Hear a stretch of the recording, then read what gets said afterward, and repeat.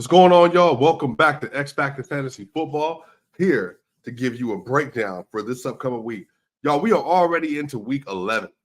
Week 11 of fantasy football, and this has been one of the most interesting fantasy football seasons that I can remember in quite some time. If you think about where we started to where we got, there are just players that have risen up from all over the place. You have Puka Nacua that came out of nowhere. You have players that came out of situations where you never thought they would be. Khalil Herbert goes down, gets hurt.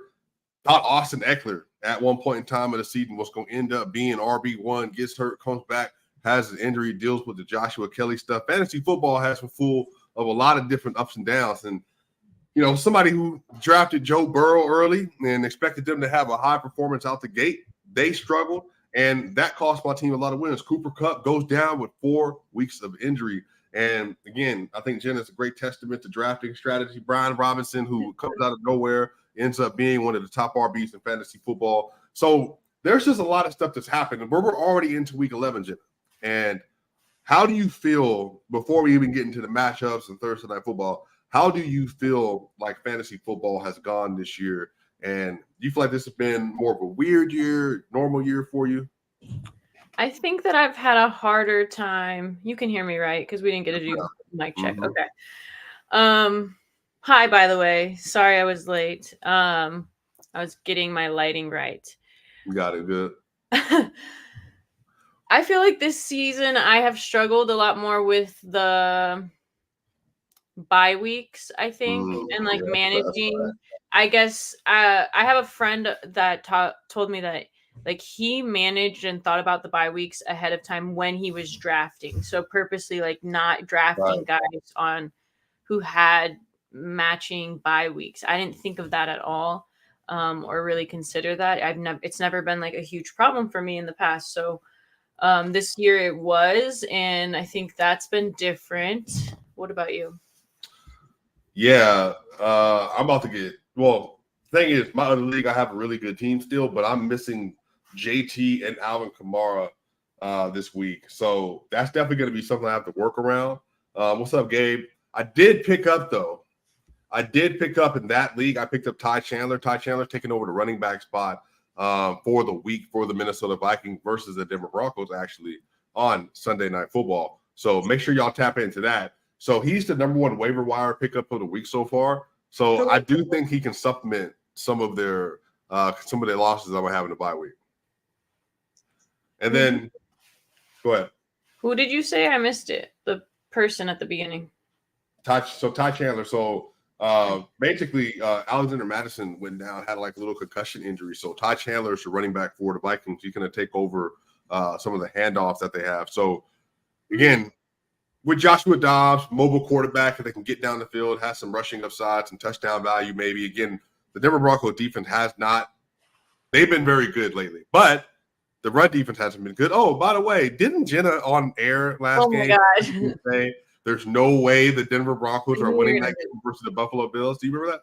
Yes, I remember that. And Jordan was on my side. Do you remember that? Also, yeah. So both of y'all were wrong. Yeah, that's crazy. No, the Broncos just out of randomly nowhere, and they beat the Chiefs 2 weeks before that. Again, that was more about what the Chiefs didn't do than what the Broncos did do. Right. I get it. Okay, I got it. But I am capable of not talking about my fandom on here, unlike Swipa, who loves the Broncos, by the way, if y'all can't tell. What is Chargers fandom, by the way? What is that? Bias. I actually think I'm going to start Dobbs in one of my leagues over Burrow. Well, Burrow plays the Ravens, so the Ravens have been very good defensively this year. But this is what I will say: the Ravens and Bengals games, since we can actually tap into that because that's a big deal.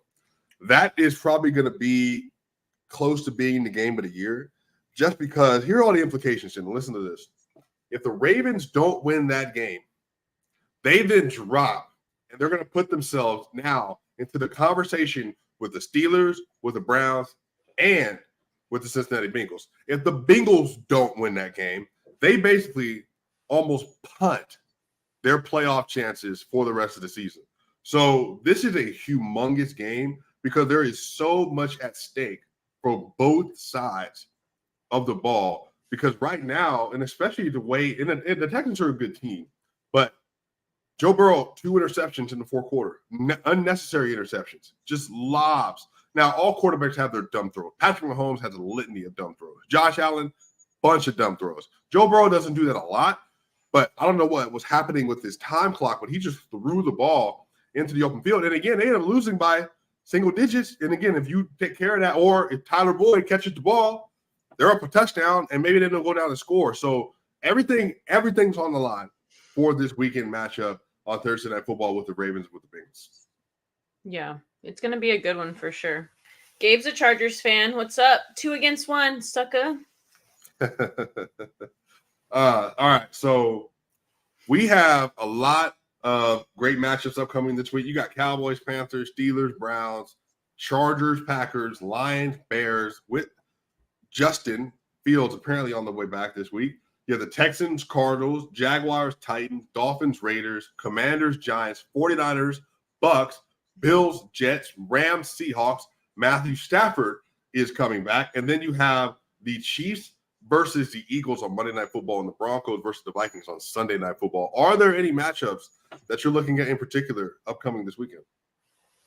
I mean, we talked about Thursday Night Football. I definitely am going to actually be excited to watch one of those. Steelers Browns could be interesting, but because you were talking about, there's this middle tier, and basically very, very few people above the middle tier. You're either high middle or you're low middle. Mm-hmm. You're just mid AF. But Swiper thinks the Broncos are mid AF, but really they're low mid. I mean, they're performing at a pretty high level as of late. So if you look at that division with the Ravens, Steelers, Browns, so the Ravens are 7-3. The Browns, if they win, they then take over that spot as number 1. The Ravens will fall to 7-4. The Bengals will rise to 6-4. So you would have a 7-4, 6-3, 6-3, and 6-4 headed into the weekend. That is going to be the most contested division in football, and so that's what I mean. Especially with the way the season goes, if you miss an injury, you got a major player miss a game, everything can change for them. So I do like that matchup. I think my second favorite matchup, I'll leave the most obvious one aside, so we can talk about a little bit later. But I want to see what the Rams Seahawks do, because the Rams getting back Matthew Stafford, Puka Nacua, can he have a resurgence? Cooper Kupp, can he have a resurgence? The running game, can it have a resurgence? What we find out a little bit more about, are these going to be viable fantasy players the rest of the year, given they've been without Matthew Stafford for a number of weeks. And ever since Matthew went down, they have been awful. So I think that matchup's going to be really important. The Seahawks are fighting for positioning as well in their division. The Seahawks are currently ranked. They're at 6-3. They're tied with the 49ers. And the 49ers, again, take on the Bucks. So the Seahawks could be fighting for a position. Tyler Lockett, DK Metcalf, Walker. There are a lot of players on their side of the ball that are also going to be vying for good fantasy games as well. Jordan, do you have a favorite game of the weekend? It would probably be favorite from a fantasy perspective, or just I'm assuming. Yeah. I think that 49ers Bucks matchup could be a good one. 49ers obviously are the 49ers. But their pass defense, they can give up on a given Sunday, can give up some pass yards. You got 2 dynamic pass catchers there. Buccaneers have shown at times to be able to air it out a bit. Mike Evans is obviously always a deep threat. They don't have the best secondary in San Francisco, so I could see that one being a good one.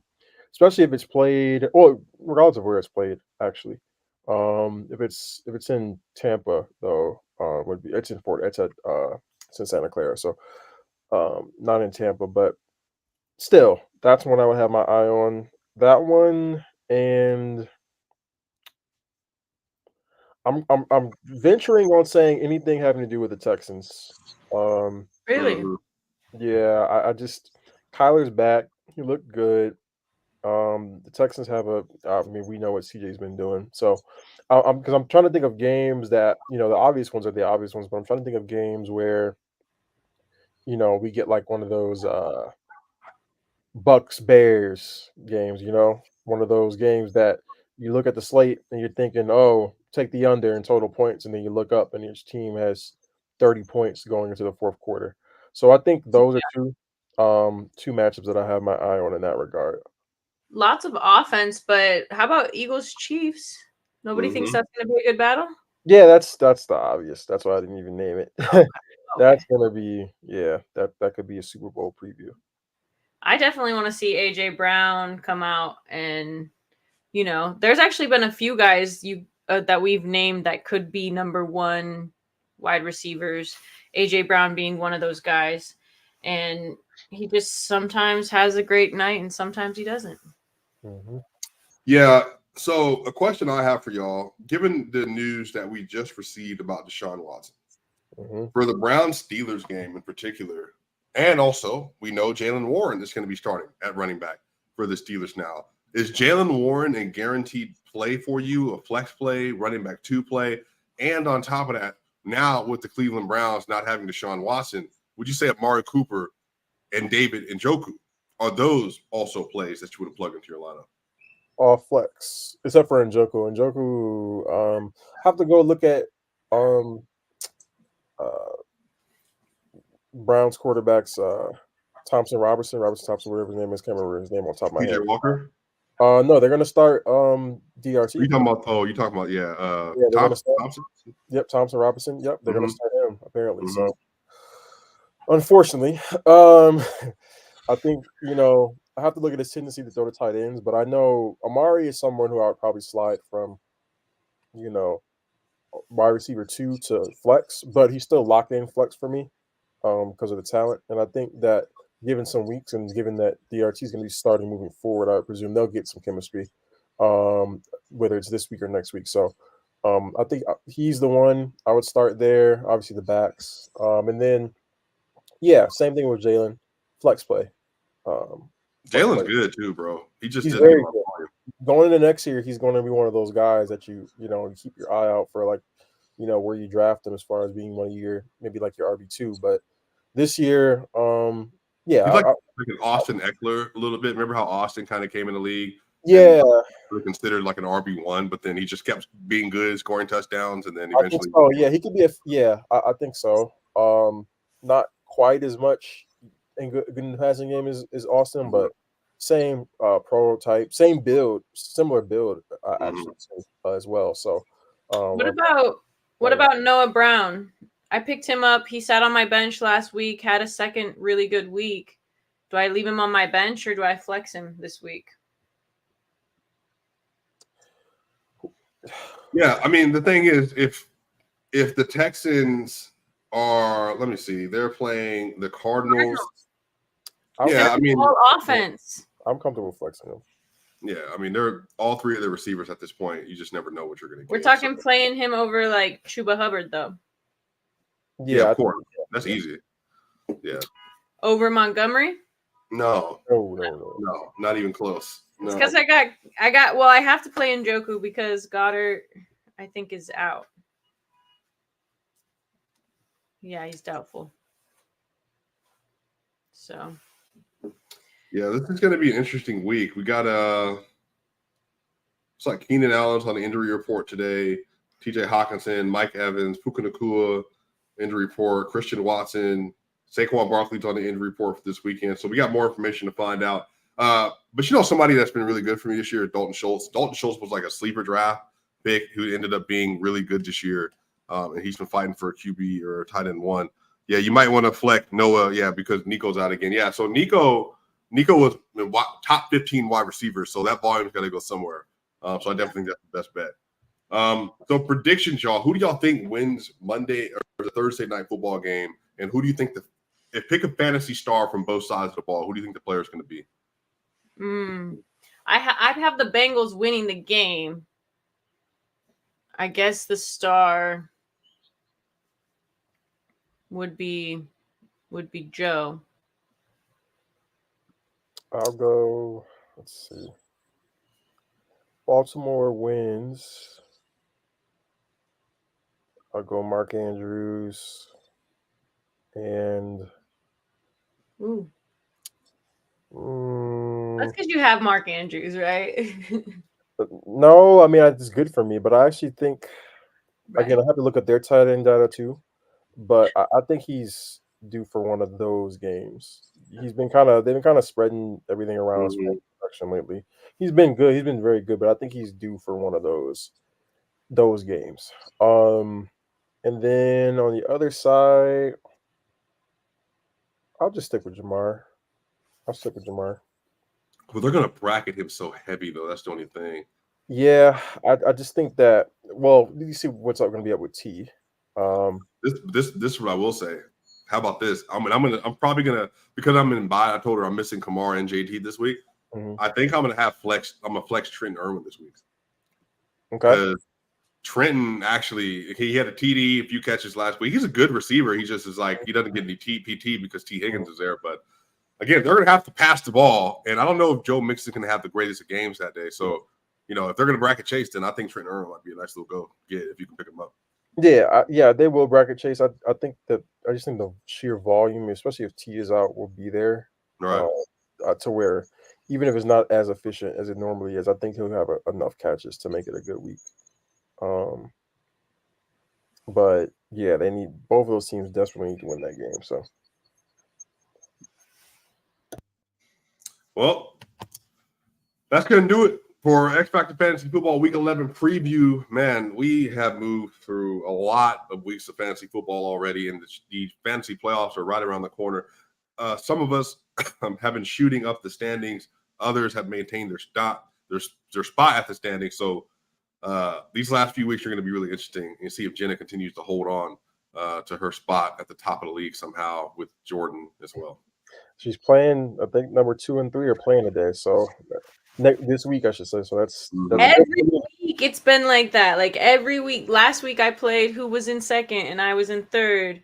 This week I'm playing who's in third and I'm in second. So it's been like that week after week. So, but I mean, come on, give me a little respect, Swipe. I've been at the top for. You've been good all year. I told you multiple times. Your team has been great. Your team has been great all year. I mean, I didn't talk nothing about how I've had injuries or like. You haven't had any injuries. I have had injuries. Not for real. You scored 1,376 points this year. You had 1,188 scored against you so far this year. I mean, that's good. Like you performed up to expectation, but that's what it takes in fantasy to score well and to have people not play well against you. Now Jordan, on the other hand, has managed to score well, and people have been obliterating on the other side, and it hasn't mattered. So I've never seen that before. Last week, Sosa kind of skewed that a little bit because people on bye, but for the most part, it's been like that. I think if I win, if I get 2 more wins out of these next 4 weeks, and then that should pretty much lock me into 1 or 2. So that's all I really. George, Gabe, everybody in the chat, we need to make a club like we want Jordan to lose club. I just want to be 2. If I'm 2, I'm fine. I can be 1 or 2. I'm 2, so I can be 1. Anybody can have the 1 spot. I just want 1 or 2. That way I can have a bye to the semifinals. I'm 2, and I want to be 2, so you can be 3 if you want, or you can be 1. But it don't matter. It don't matter where you land as long as you win. That's all that matters in fantasy. Yeah. So by the way, somebody got a question. If I drop my roster, can you help me make a move before the trade deadline? I'm 5-5 on the verge of falling out of the playoff bracket. Josh Allen, Stephon Diggs, Brandon Ayuk, Travis Etienne, Aaron Jones, Javonte Williams, T.J. Hockenson, Tank Dell, Hollywood Brown, Joshua Kincaid, Romeo Dobbs, and it's not Jamar. Is it Jamar Bixby? I can't remember. Tank Bixby. Yeah. Look at that, bro. Look how much football we watch. All these people. All right. So I tell you who I'm keeping: Josh and Diggs for sure. ETN for sure. I think Hawk and Javonte. Have you seen Javonte's running back schedule the rest of the year? Yeah. It's like extremely good. He's been one of the top, I think, 8 RBs the last 3 weeks in fantasy football. He's going up from there because he's the volume king. 25, I think it was 25, 30, and 21, I think, this last weekend in terms of totes. Uh, Skewed information. packaging- Swipe us high on him because he's on his team. Or because he's literally having a good year on fantasy, but never mind. You have to. I'm packaging. It can be both. How about that? I'm packaging AJ Yeah, that's a fact.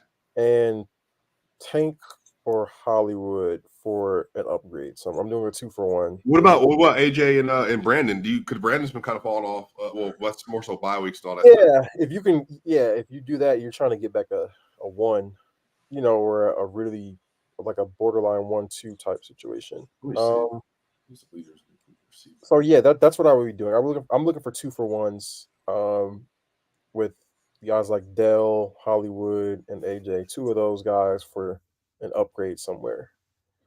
Do you think if he did Aaron Jones and Ayuk and maybe Hollywood, do you think he could get back? What, like the best he could get back? Could it be an Amon-Ra for that? Or if I'm the Amon-Ra owner, I'm not doing it. That's the only thing. I'm not. It would have to be somewhere a guy in the. Because what is Amon-Ra's rank right now as far as receivers? Well, he's 7. So, he's. Oops, hold on. Yeah, Amon-Ra is 7, and then you have Adam Thielen at 8. You got Puka at 9, and DJ Moore at 10. I think that's DJ Moore, and then you have Michael Pittman at 11 and Mike Evans at 12. Okay. I'm more open to moving to Hockenson because I can get what I can get for him. Hawk's been crazy, especially with Josh Dobbs. He's just gonna be. I would keep him. He's just gonna be good. What's Josh Allen ranked this year? Josh Allen. Yep. Josh Allen is currently QB1. He's QB1. Yeah, margin QB1. What's the margin? How big of a? Basically plus 19. Okay. And Jalen Hurts is number 2, so 224.6 to 205.5. So, in another league, I have Jalen Hurts, but I also have CJ Stroud. Okay, it's because I picked him up off waivers. Mm-hmm. So my deadline this week, I'm considering moving one of them, just because you can get more for Josh just because of name value. Exactly. That's why I bring it up. If you can get another top 8 to 10 type quarterback, depending on the split, I would investigate what you potentially could get for Josh. Not saying you just trade him to trade him, but I'm always. Somebody said they got I can do Ayuk for Thielen straight up now. Somebody offered me that. Well, see, the problem about Thielen, they're not going to be in the playoff hunt unless they. I like teams that have wide receivers that you're playing for something as the year goes on. But Thielen's been better than Ayuk all year. Like he just has. He's been really good. But that's what he's been the volume king though. I don't think I've ever done. I think I've done one straight up trade ever before.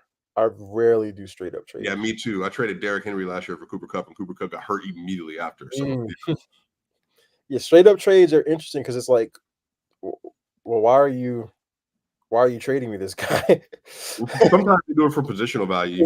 Yeah. I just haven't. I guess I just haven't really ever been in like specific situations where it made sense. But yeah, that's definitely a reason why you would do it. But positional, like this one right here, though, is receiver for receiver.